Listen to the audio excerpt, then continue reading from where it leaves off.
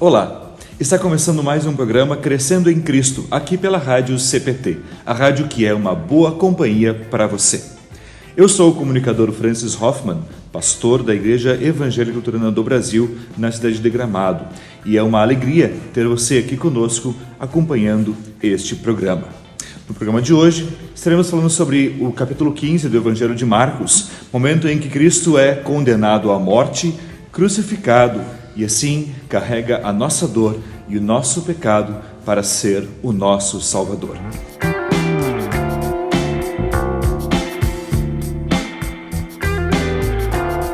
Muito bem, iniciamos com a leitura deste capítulo de Marcos. Assim que amanheceu, os chefes dos sacerdotes se reuniram com os líderes judeus e com os mestres da lei e com todo o conselho superior e fizeram os seus planos. Eles amarraram Jesus e o levaram e entregaram a Pilatos. Pilatos perguntou: "Você é o rei dos judeus?" "Quem está dizendo isso é o Senhor", respondeu Jesus. E os chefes dos sacerdotes faziam muitas acusações contra ele. Então Pilatos fez outra pergunta: "Você não vai responder? Veja quantas acusações estão fazendo contra você." Porém Jesus não disse mais nada. E Pilatos ficou muito admirado com isso. Em toda a festa da Páscoa, o governador costumava soltar um dos presos a pedido do povo. Naquela ocasião, um homem chamado Barrabás estava preso na cadeia junto com alguns homens que tinham matado algumas pessoas numa revolta. A multidão veio e começou a pedir que, como era o costume, Pilatos soltasse um preso. Então ele perguntou: "Vocês querem que eu solte para vocês o rei dos judeus?" Ele sabia muito bem que os chefes dos sacerdotes tinham inveja de Jesus e que por isso que o haviam entregado a ele. Mas os chefes dos sacerdotes atiçaram o povo para que pedisse a Pilatos que, em vez de soltar Jesus, ele soltasse Barrabás. Pilatos falou outra vez com o povo. Ele perguntou: "O que vocês querem que eu faça com este homem que vocês chamam de rei dos judeus?" E eles gritaram: "Crucifica!" "Que crime ele cometeu?" perguntou Pilatos. Mas eles gritaram ainda mais alto: "Crucifica! Crucifica!" Então Pilatos, querendo agradar o povo, soltou Barrabás, como eles haviam pedido. Depois mandou chicotear Jesus e o entregou para ser crucificado. Aí, os soldados levaram Jesus para o pátio interno do palácio do governador e reuniram toda a tropa. Depois vestiram em Jesus uma capa vermelha e puseram na cabeça dele uma coroa feita de ramos cheios de espinhos. E começaram a saudá-lo, dizendo: "Viva o rei dos judeus!" Batiam na cabeça dele com um bastão, cuspiam nele e se ajoelhavam, fingindo que o estavam adorando.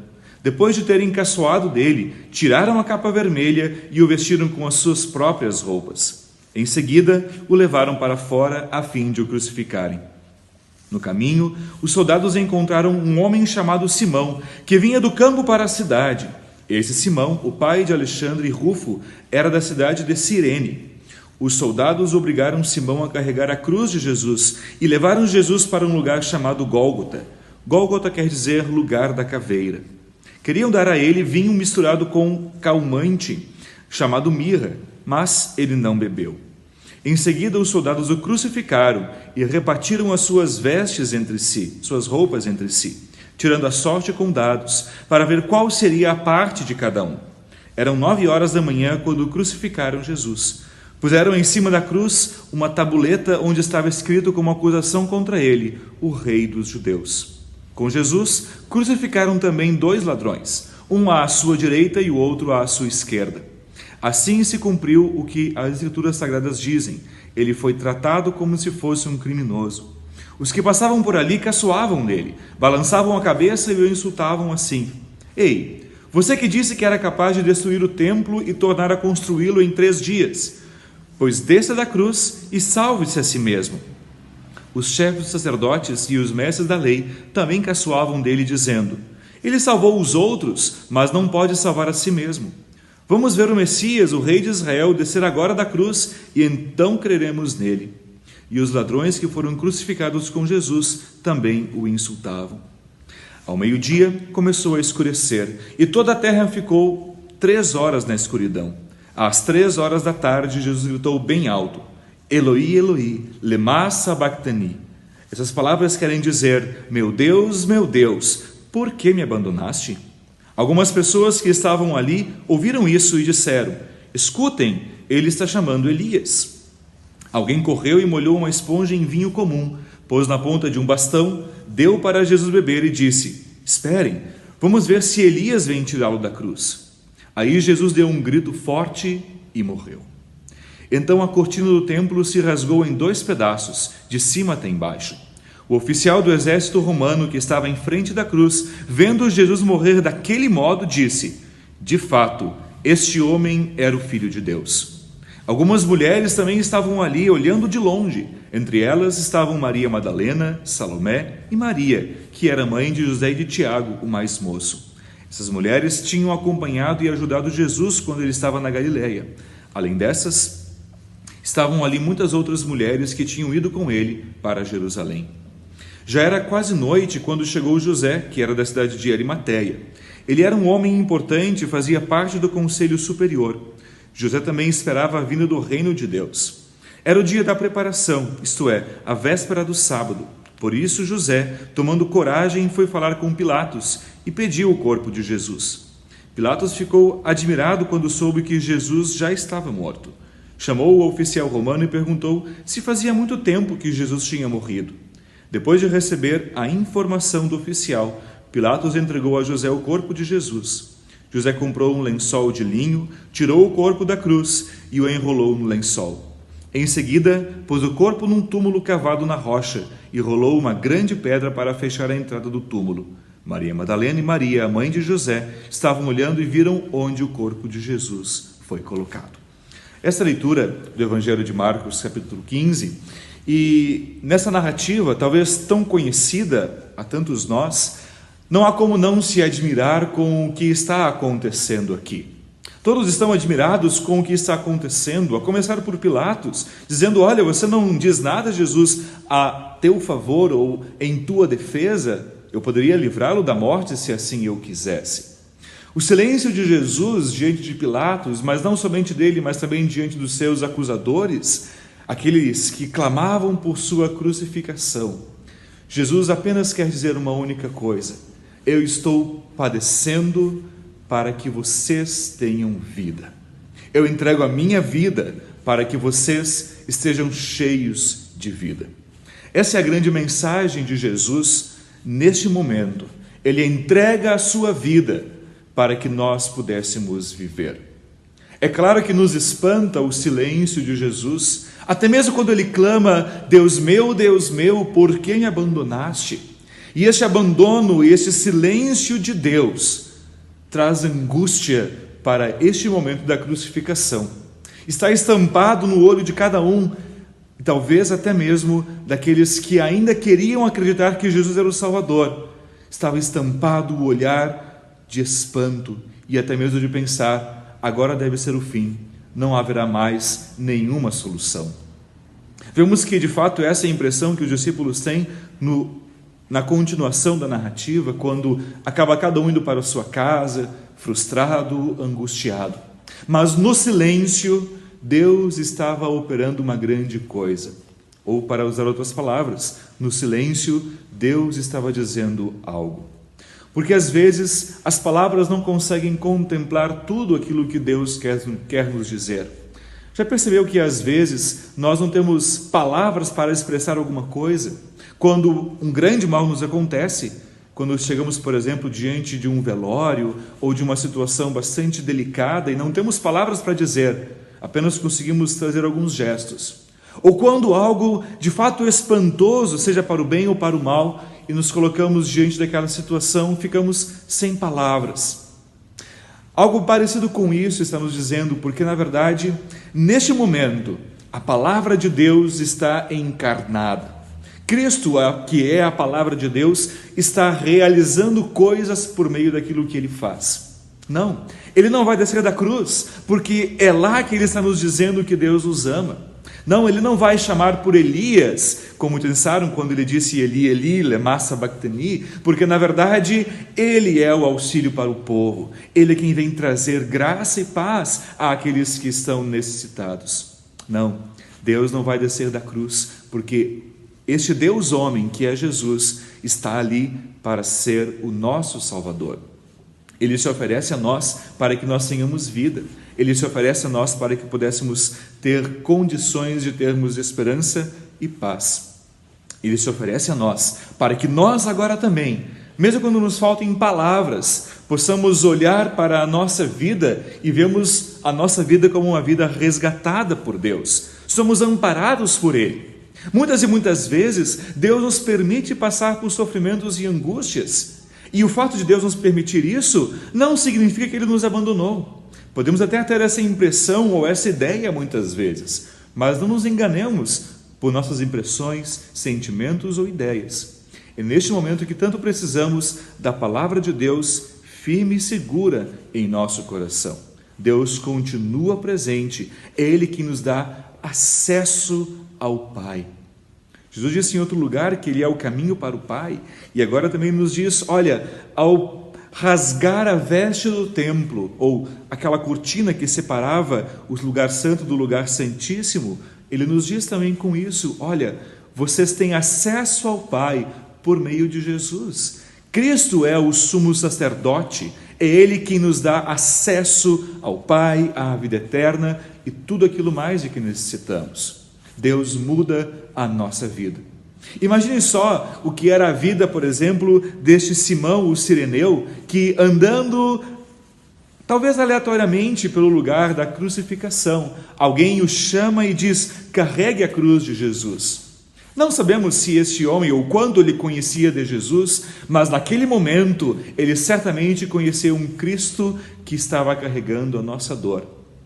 Simão carrega por um tempo a cruz de madeira, mas Cristo carrega para sempre a cruz dos nossos pecados, porque na verdade estar crucificado por nossos pecados significa que aquilo que nos separa de Deus foi crucificado em Jesus.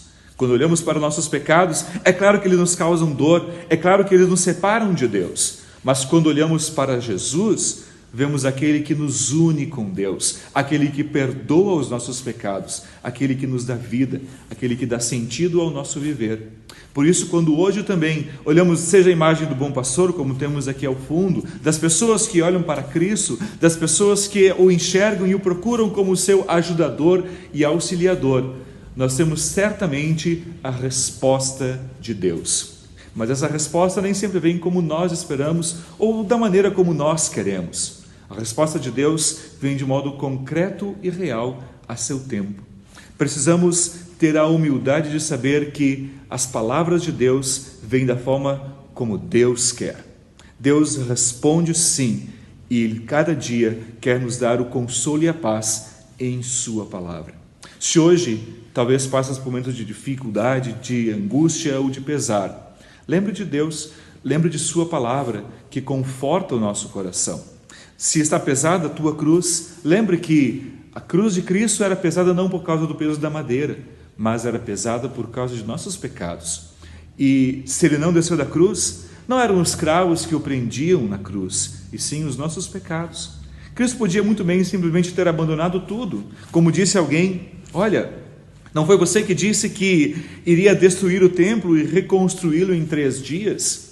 Pensavam no templo físico de Jerusalém, o qual um dia foi destruído também, como temos na história, no ano 70 depois de Cristo.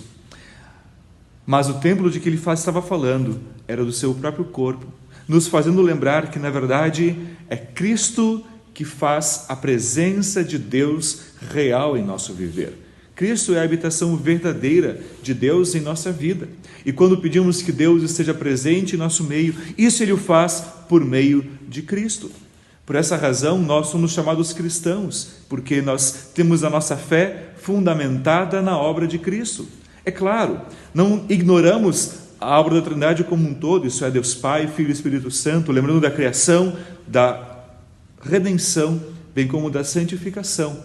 Mas lembramos de modo bastante concreto a revelação de Cristo por meio da sua humanidade, porque neste momento lembramos nossos pecados sendo carregados e assim perdoados pela obra redentora de Jesus. Mas Deus é um só, E Deus continuará sendo Deus Pai, Filho e Espírito Santo, o qual nos ama por inteiro, o qual age por inteiro para ser o nosso Salvador, o qual age por inteiro para nos levar aos céus, o qual age por inteiro para nos manter unidos a Deus e também uns com os outros. E por essa razão, quando somos aflitos, muitas e muitas vezes somos levados para decisões intempestivas ou até mesmo tolas.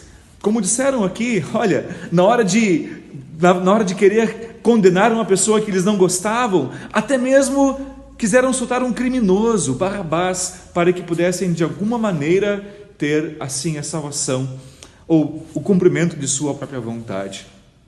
Certamente Deus age com tanta bondade e misericórdia que Ele nos perdoa todos os pecados.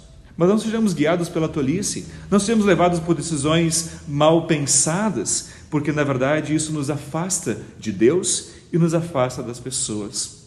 Há uma história muito interessante, quem já acompanhou o filme A Paixão de Cristo, um ator que faz o personagem de Barrabás, era um ator que estava em ascensão e ele, naquele momento em que foi convidado para fazer o filme, seu primeiro pensamento, quando foi convidado para fazer o papel de Barrabás, foi de dizer, olha, eu acho que vou fazer um filme para aparecer alguns segundos, eu não estou disposto a me comprometer com tanta coisa. Mas o diretor do filme disse, olha, este na verdade é um papel bastante importante, porque na verdade, ao soltar o Barrabás, duas coisas eram demonstradas. A primeira é que o ser humano é pecador em essência e quer, portanto, de todo jeito livrar a sua própria face com o pecado. E a segunda coisa, ao Barrabás ser solto, Cristo é condenado. Isto é, por meio dessa ação, ele carrega de fato o nosso pecado e é crucificado. Aquele ator, quando faz o filme e percebe o olhar de Jesus naquele filme, ele percebe que o olhar de Jesus para Barrabás não era nem de julgamento e nem de pena. Era um olhar de compaixão. Sabe quando alguém te olha, sabe que o que as pessoas estão fazendo é errado, mas tem compaixão, tem amor. Esse é o olhar de Deus para nós. Um olhar de alguém que sabe que erramos, mas que não age como que alguém tem pena, como que diz, coitado dessa gente. Não. Deus é aquele que sabe que fazemos coisas erradas e nos diz, olha, isto é errado. E Ele tem compaixão de nós a ponto de estender a sua mão a nós e oferecer ajuda e auxílio. Deus quer ser o teu Salvador. No caso deste ator, ele pôde compreender o amor de Deus e hoje também testemunha a sua fé como um cristão.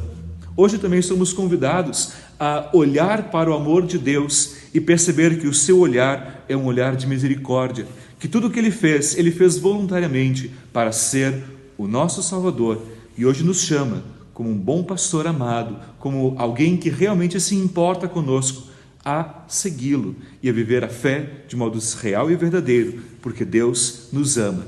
E por essa razão Ele foi morto por nós e é por essa razão que hoje também vive, porque certamente Ele morreu e ressuscitou para nos resgatar e para nos dar a paz eterna.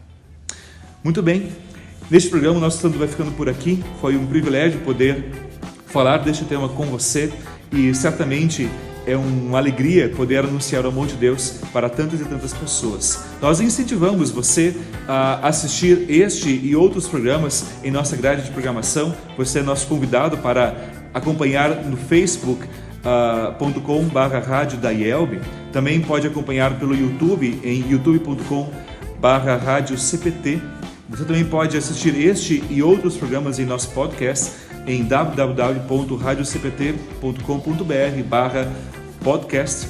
E muito obrigado pela sua audiência e não se esqueça de divulgar este e outros vídeos de nossa querida rádio para que mais pessoas também possam conhecer a palavra de Deus e assim divulgarmos e transmitirmos aquilo que é bom.